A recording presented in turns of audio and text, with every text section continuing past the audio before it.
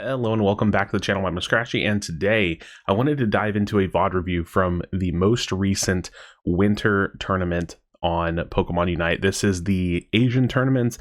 They have, I forget the regions, but it's a mixture of Eastern countries. There's like 3 or 4 countries that are in participation, and I don't have a lot of context. That's my only bad thing about this. I like watching the games. I know AFR is a Filipino team, I'm pretty sure. And the other team, I'm not sure. They may be Japanese. They may be Southeast Asian. I'm really not sure. But I do my best. But I want to watch the games, and I'm actually going to go ahead and turn my camera off here in a second, so that way we can see the picks and the item selection. So let's go ahead and take a look at it. This is game 1 of the finals of this one, which I believe they do it in like 2-day blocks. I'm watching Block B today, and I want to kind of see what they settle on, because I have actually not watched these games. I watched the majority of this tournament, but I did not actually watch the finals. And yeah, I was kind of hanging out in Indie Bear's stream. He was watching a ton of the games, and it was a lot of fun. And we're going to go ahead and take a look at this. So as things get locked in, I'll probably pause it, and we'll take a look, and we'll kind of analyze the team comps and go from there. This video might be a little bit long, because we're going to watch 2 games, 2 full pick selections, and we'll see how it goes. So all right, one team has been locked in. I'm waiting for the other team to fully lock or kind of get close to. I think they are actually basically locked in, so we'll pause it the 1 second mark. All right, so let's take a look. We have AFR is going to be top lane Lucario. Well, I really don't want to call the lanes, but they have Lucario, and the Lucario build is going to be Attack Weight, Razor Claw, Focus Band with Slow Smoke. We have an Eldegoss that's running a Muscle Band, Score Shield, Buddy Barrier with Slow Smoke. A Blissey, so double support team, double healer support team, that is going to be like full tank build, Score Shield, Focus Band, Buddy Barrier with Slow Smoke. A Pikachu that's double band Buddy Barrier with Eject Button, and then a full tank kind of setup on Venusaur with a full heal. That's going to be Focus Band, Score Shield, and Buddy Barrier. So very interesting team comp, very interesting item set to run versus their opposing team, which is a bit more of standard Eldegoss build. We have the Muscle Band, Buddy Barrier, the EXP Share with an Eject Button. The Charizard are going to be running double band Buddy Barrier with Slow Smoke, and that's pretty interesting, because Focus Band on Charizard is not something we see too much of, but we actually saw it quite a bit in this event. They have a Score Shield scoring Talonflame, so attack weight, stacking Talonflame with Goal Getter, most likely going to be in that top lane. Obeon going to have the double band Buddy Barrier for full heal on Venusaur, so that's pretty standard to see. And then we have an attack weight Razor Claw, and I believe is a Buddy Barrier with Slow Smoke on the Lucario. So there we have it. That's the kind of team comps. I expect that we see a 2-2 setup, or 2-1-2 setup coming from Obeon's team, and not really sure, maybe a 1-1-3 from AFR. I really have terrible memory, so I kind of forget how they've lane stacked if I've watched any of their games previously in this event. Like I said, through Indie Bear's stream, but we're going to take a look at it. So the double support team, very, very interesting. I would say a big problem with a double support team is if you fall behind, farming on that team is probably going to be a little bit rough. You have no real tank frontline, but you can be tanky in general. So yeah, 1-1-3 setup, where I expect the opposing team to be 2-1-2.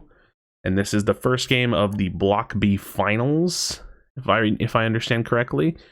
And you can see them doing kind of like a lane skip on the APOMs, going straight for the Audinos. This is pretty typical. We have Charizard in the jungle, Venusaur in the jungle on this team, which is what I was kind of expecting it to be. And they're playing aggressive, looking for their side, the enemy side, Audinos. If they get this, that's obviously great. The other team actually looks like they've done pretty well, but they're kind of contesting the majority of the farm, because that's kind of how you have to do it. It's when you do 2-1-2 versus 1-1-3, if the 1-1-3 lane or the tri lane is doing well, they should get about, oh, look at this, first kill going to AFR's Lucario. They should get about 3 or 4 of the Audinos. So he's doing well in the duo lane, so that's good. He's going to get dove here. He does have his Venusaur close by. Ah, he doesn't get that berry, though. And now 850Bs are up. So their health's, you know, doing all right. They do have the Talonflame there, so get what they can. Bottom lane should be doing well at getting farm. And we'll have to watch and see. Now, I'm paying a little bit of attention to the jungles. I just have to assume, okay, so he's stacking that attack weight. I have to assume that bottom lane's going to be doing rather decent or well, just because they have that extra person for pressure. Which is a bit more of, you know, despite team comp, oh my goodness, the E-speed at this point in the game. And wow, he actually gets taken down there. So a little bit overzealous, I guess. So, but yeah, AFR, I would say, is a bit more of like a Western style of play. Minus the team comp, for example. A little bit more double supporty, like can't kill us in the lane type of deal. I wonder if it's, I'm assuming it's not going to be like soft boiled. It'll probably be what's it called? Safeguard. Can't think of the name. All right, so AFR's trying to bully him out. They have the Eldegoss roaming a little bit. Maybe they feel like they've achieved enough in the 2-2 lane, or like the tri lane versus the 2-1-2 lane, that they can send Aquino around the map. And now we have 720Bs coming up in 8 seconds. We'll see how this team decides to posture, where the jungle pick wants to go. The jungle Lucario, or jungle VENUSAUR is still in the jungle, so he's a little bit behind, but they're fighting over Audino, so it's fine. And we're seeing a little bit more focus coming towards the bot lane now, so both teams may be looking to pressure for Dreadnought.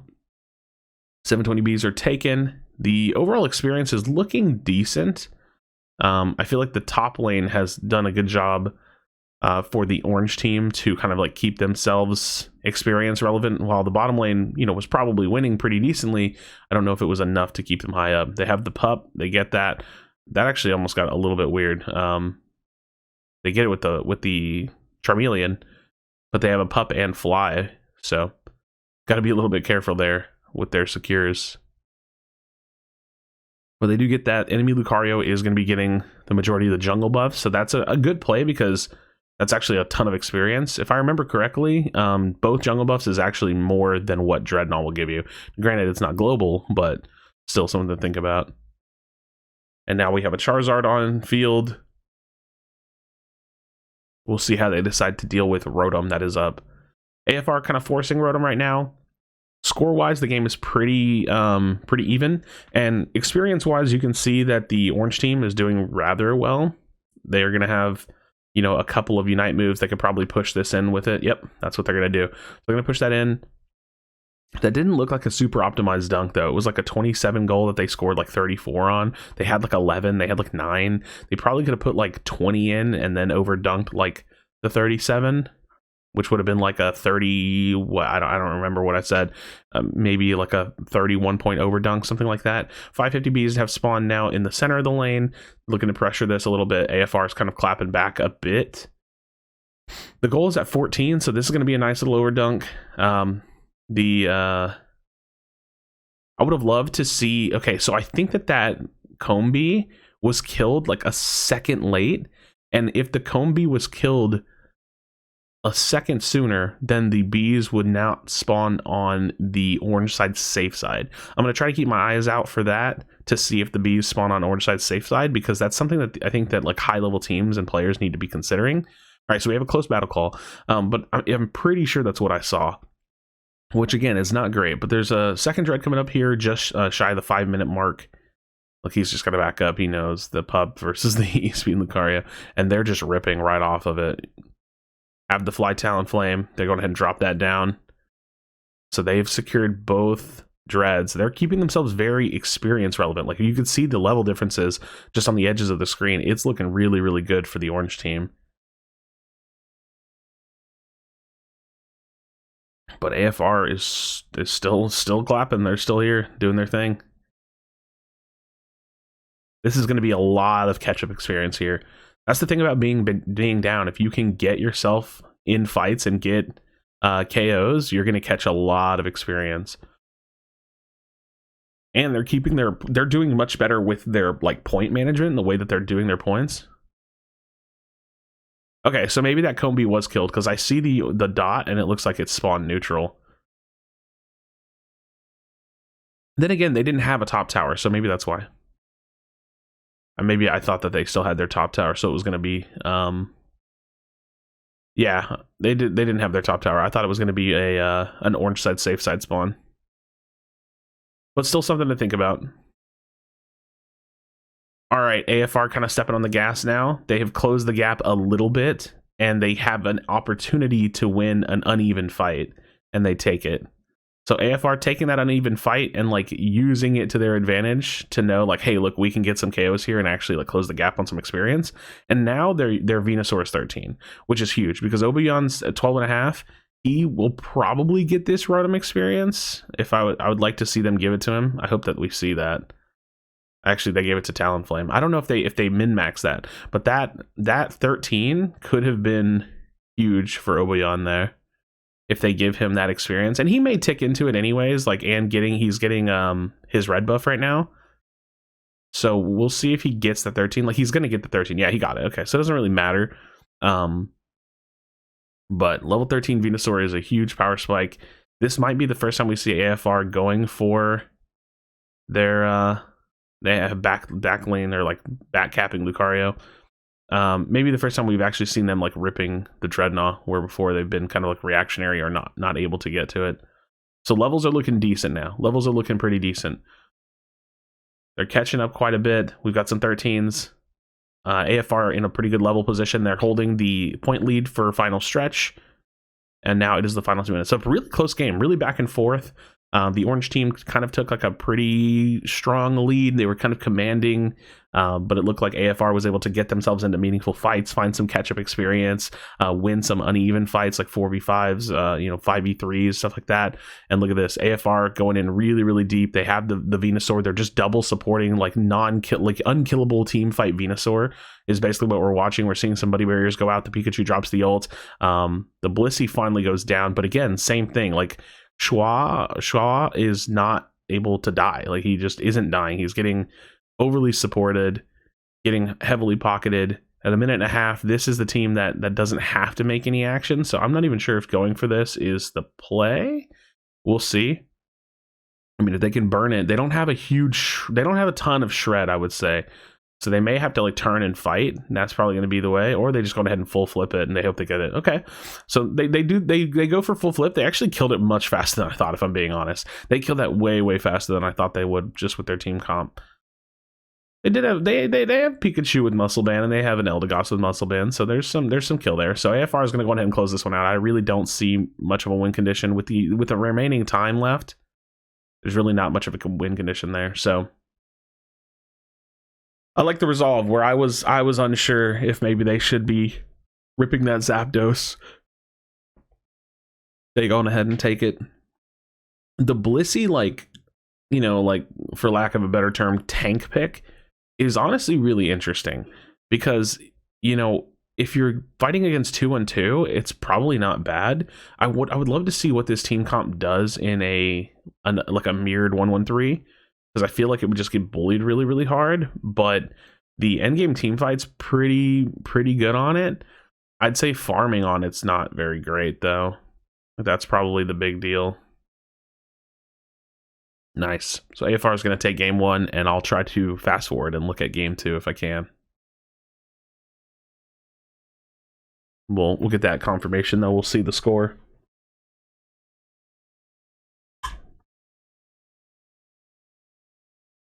All right, AFR closing that one out. All right, let's jump forward. They do some analysis. And let's go ahead and take a look at these picks. All right, so looks like AFR choosing to keep it consistent, staying on the same thing, as well as the orange team going to be doing the same. Looking for any potential item changes, it looks like it's all the same. Charizard swapping off the Focus Band for the Scope Lens, which I think is a much better Charizard build. Definitely something that you have to consider, I suppose, when playing against a Charizard in the Eastern world, is that they might run Focus Band. But I personally haven't seen a ton of use for running a Focus Band on Charizard myself. double band buddy on Pikachu. Just kind of looking at the like different things, and they have triple score shield on AFR side, so a decent amount of potential scoring. They have safeguards. They have cotton guards for trying to get scores in if and when they need it. So it's like team fight oriented with the potential for a little bit of scoring in there. The overall kind of like, I feel like the overall Eastern meta of just goal getter scoring everything is not really as viable these days. You really don't see that as much. They do still play like score kind of heavy comps. I wouldn't even say comps. They play score heavy style, but they've adjusted almost more into like team fight style a little bit. And the kind of like heavy scorers and the heavy scoring teams, I don't think have been performing as well, if they even kind of exist almost at all anymore. It's almost like they found like a hybrid style of play. So same team comps, we just have to see how they do going into game number 2. Gonna keep the 1-1-3. I actually think it's funny because I actually think that so a team comp like that AFR is running, minus the Blissey pick, has been a team comp that we've actually run in 5 stacks, and I've almost questioned why we haven't seen more like Venusaur jungle, because you get Venusaur ramped up really, really fast, and Venusaur is like an end game monster.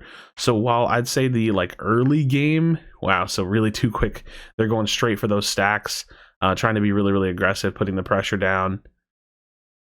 But yeah, so while you don't really have like the most impactful, I'd say level 8, level 9 in the world, it's not bad, but it's not the most impactful thing in the world. You get to your like level 13 incredibly fast, and it's like guaranteed.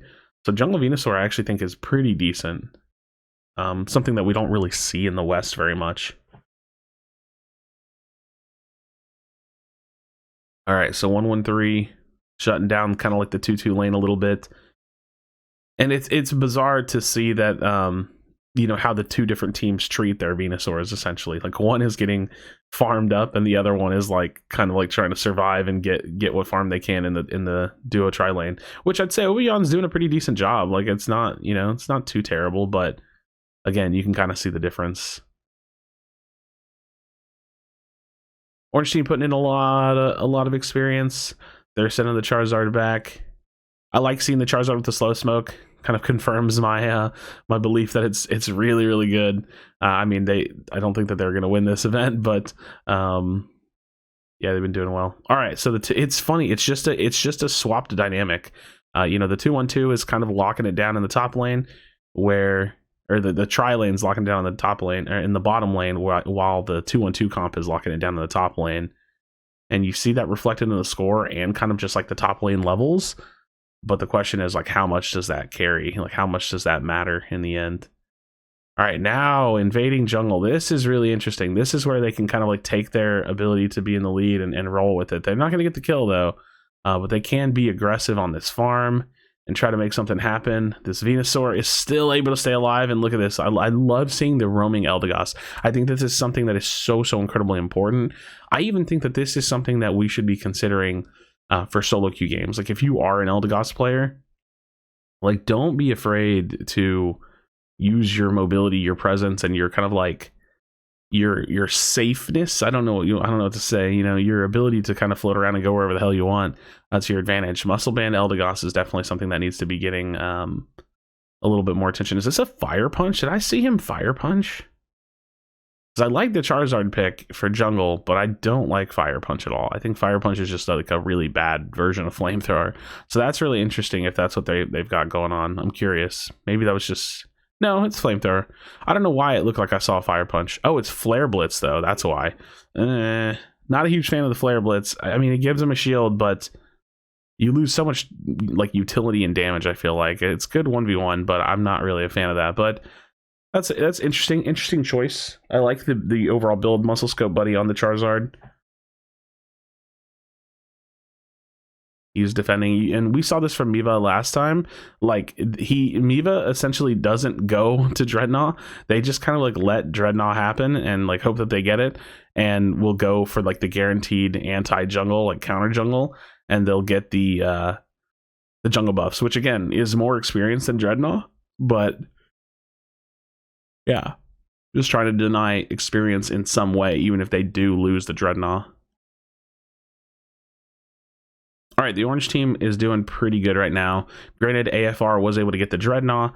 Orange team is keeping themselves in it. There's not like, this game isn't like heavy swinging one direction or the other. I'd say it's staying pretty even, and I feel like that's kind of the way that like 2-1-2 versus 1-1-3 goes. Like you have like the clear like trade-off, right?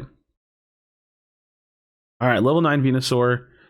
That's the hard thing though. Like running the mirror and having the mirrored characters be so vastly different in like level and experience is so tough, right? Because if Obeon ends up fighting against the opposing Venusaur, he's just not as strong. He's just not. Like he doesn't have that jungle experience, but he's still in it, right? He's still Venusaur.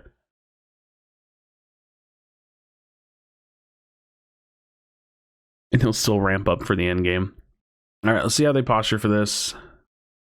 Second Dread coming up right about the 5-minute mark, or a little under the 5-minute mark per the usual. They get their Eldegoss. Orange team gets their Eldegoss Unite move, and this will probably be a pretty good fight. Jumping in, the Blissey going in on the Venusaur. We see how they just double pocket and like hard protect the Venusaur. That's really like the play. And they're just hard diving in there. AFR winning this like death bally comp where they just play around the Venusaur.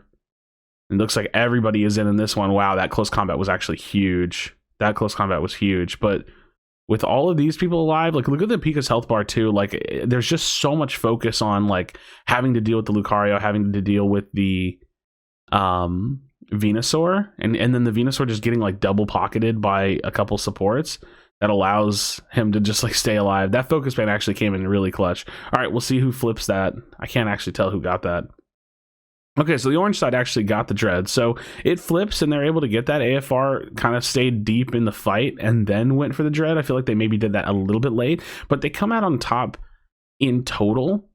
You know, getting the Dread is all about momentum and trying to like hold a really big lead. Dread doesn't usually ever, except for early on, Dread doesn't really lead to point gain. So points wise, the game is looking even, and Dread wise, I believe both teams have secured one Dread. So both teams securing a Dread. There's plenty of farm on the map.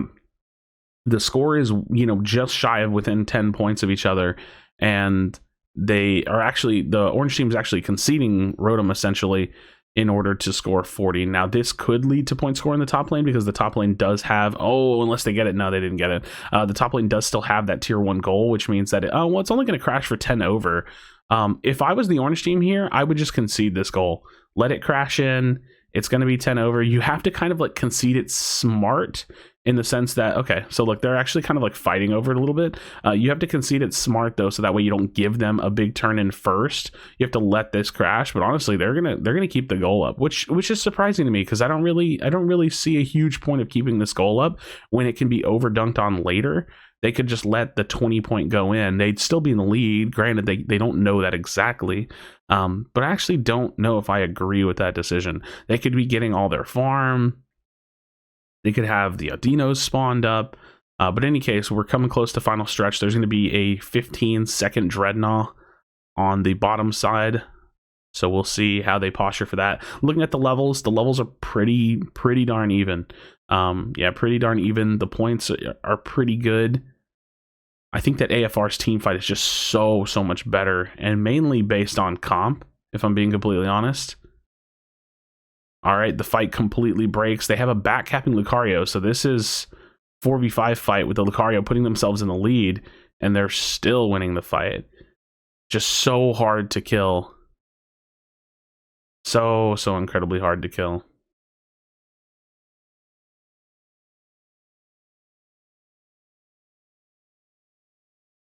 Very good. Now they wipe out the majority of this team, even though they don't get the Zapdos. That Eldegoss is not going anywhere. They'll have the Charizard capped 100, but they have 2 split lanes. They should be able to cap something here, and if not, they'll have to make a push. There's a minute and a half left, so if they kill Obeon here, that's a free cap. You see the Eldegoss is scoring, so they're set. I mean, they're solid. The Charizard's going to kind of like desperately try to get some caps in, but if they keep pushing this and winning this, There's okay, so the Charizard actually gets a good enough points, or like a pretty decent amount of points off the recap, farms that bottom lane and recaps, but it gets returned again. Same thing basically, you know, small dunks. Let's see if the Pikachu can stop this. No, he actually doesn't stop that. Wow, that's surprising. That was the 1 minute call. So Orange Team's actually winning by an even 100 right now, and there's 50 seconds. This is actually a hard position for AFR to be in. I wonder if that was avoidable. I didn't quite see the timing on that, like the jump from to top lane, but I wonder if that was avoidable. With small dunks, this is definitely possible. They also have 3 score shields. Keep that in mind. Venusaur, Blissey, Eldegoss, they all have score shields. Not exactly sure what the state their ults are, but with them running in like this, like look at this. Yeah, you see the unites and the like. This is all score shielding. Look at all these shields as they jump in. They all got it in. I mean, every single one of them got it in. So they just like run in, and they have that security. Like they have a strong team fight. They have like a lot of like large effective health, but they have the ability to score as well. I'd say AFR is playing like a really like balanced style of play between like kind of like scoring, like score heavy kind of comp and builds, and like team fighting, because they obviously are a team fighting kind of based comp.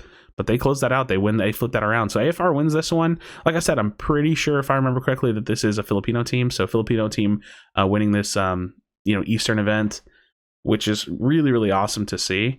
Wow, they man, it's so interesting. It's so interesting how well those team fights go. And they have Miva on the back cap consistently. Like he's just back caps and goes for that extra 100 points.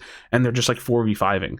And the levels were decent, right? Like, the levels were pretty decent in this last fight.